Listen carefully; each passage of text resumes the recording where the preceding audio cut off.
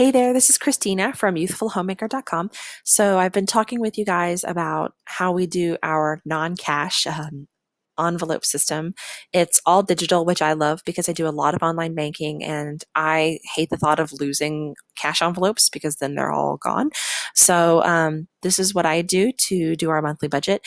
Now, this is not our normal paycheck. This is my commissions from doing affiliate marketing on Pinterest and some things from my blog. But I'm going to pretend like it's our normal paycheck just so that I can show you guys how we do it.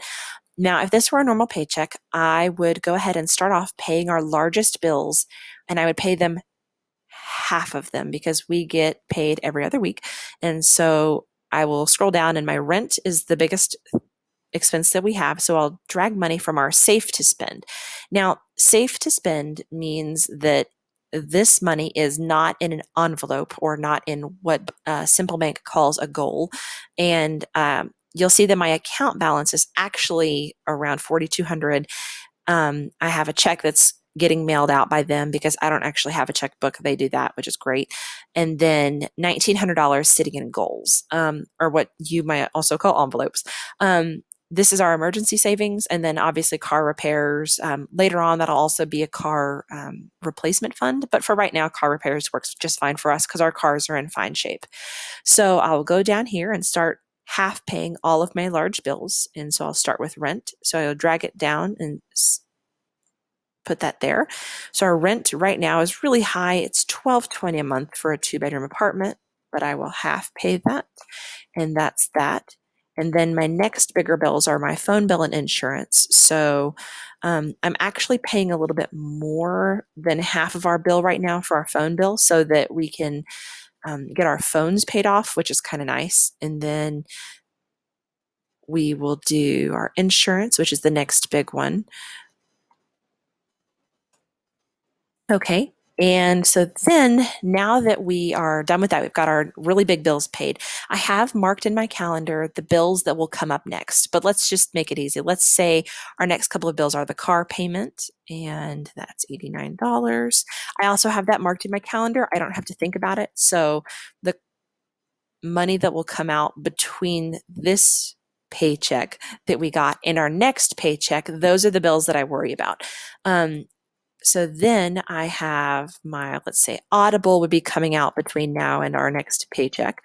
I'll save that and then Dropbox money. And now if I have anything that, if this were a normal paycheck where Ian would have worked some extra overtime or something like that, I will go ahead and I might prepay or budget to pay some of our other bills like this so that all of these are filled up. And this travel category, we're not really going anywhere anytime soon, but it's nice to have it. Now, let's say that now one of the things that we do a lot is with each paycheck where we have a little bit of extra, we will actually buy holiday gifts because we have both have really big families. And so it's a lot of gifts and it's easier to just do it throughout the year.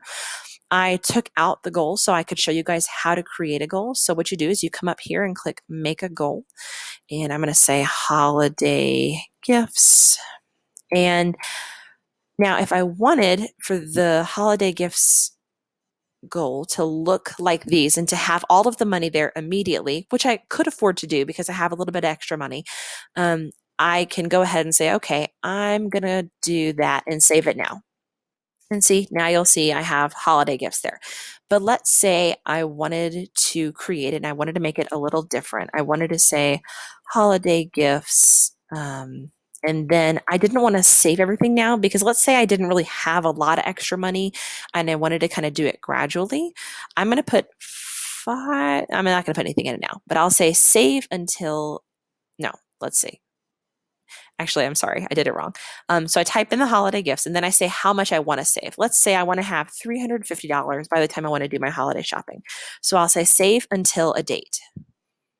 All right, and when I do that, I come over here and I say, okay, well, what date do I want it? Well, all the major holidays are in December that we buy gifts for. So that's great, but I don't really want to shop in December. So I'll do it this way. I'll say halfway through November.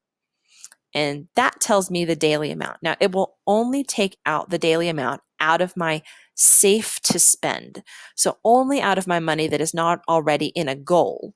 And so that's nice because let's say I have nothing in my safe to spend because everything is already allocated. I don't have any extra money, which is usually how we do our budget. We usually do a zero-based budget, but let's just pretend. Maybe some of you don't do a zero-based budget, and that's just fine. This would work really well for you. So it will pull it out, but then if the money is not there to spend, it will not take anything out. You'll just be behind on your goal, which is just fine because it's your small goal. It's not a big deal. And let's say that I wanted to catch up. Now, obviously, this is grayed out because I'm not behind. I just started the goal. But if I wanted to catch up, I could. Or if I wanted to just say, hey, I'm just going to throw in here an extra $50 because Ian works some extra overtime.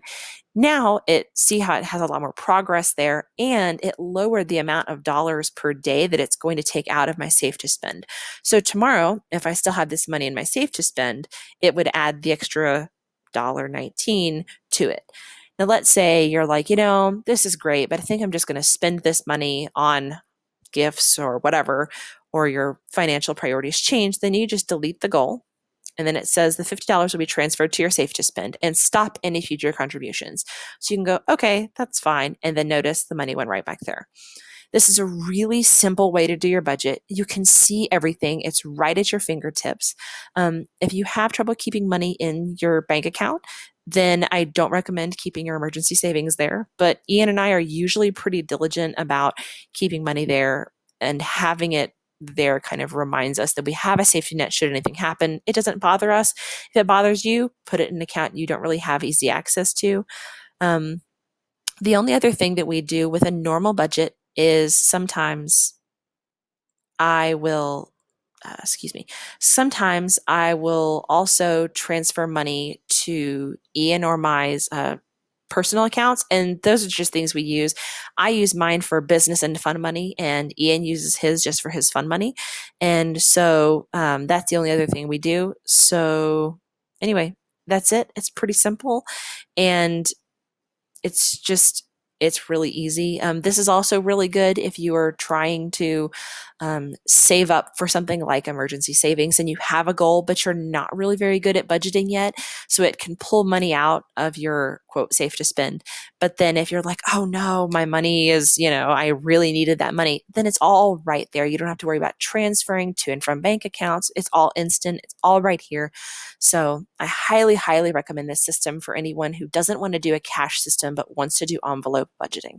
So anyway, I hope you enjoyed it. And if there's any other questions you have about how we do our budget or anything like that, just leave a comment or leave a comment on a blog post, and I would love to share it with you because I love teaching this stuff. So anyway, have a great day, and I hope to hear from you guys soon.